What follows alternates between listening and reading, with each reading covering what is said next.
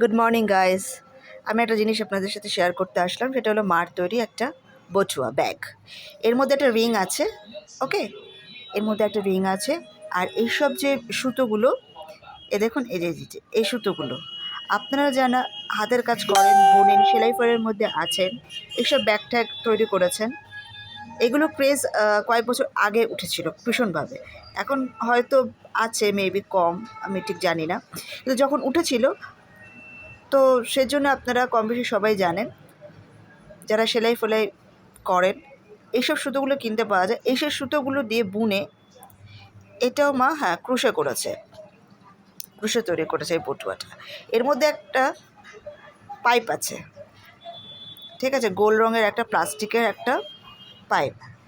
এটার উপর সুতো দিয়ে বুনে, মানে সুতো দিয়ে ক্রুশ দিয়ে বুনে এটা কভার আপ করেছে। তারপরে এটা বুনে এটাকে কমপ্লিট করেছে।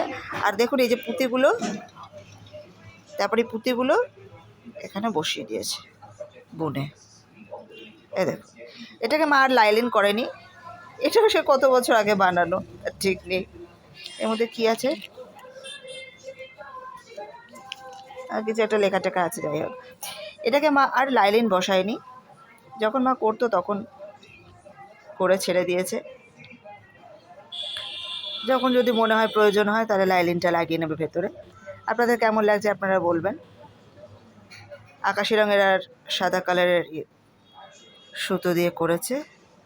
এটা একটু আলাদা কর্ড, এটা একটা কর্ড, এগুলোকে একটা কর্ড বলে, এটা একটু মোটা, এটা কর্ড বলে, আর এটা সুতো। মার হাতের তৈরি একটা ব্যাগ আপনাদের সাথে আমি শেয়ার করলাম। মা আরও জিনিস আছে, মা পরে হয়তো আপনাদের সাথে শেয়ার করবে ভিডিওগুলো। তো আজকে এই পর্যন্তই গাইস, টাটা।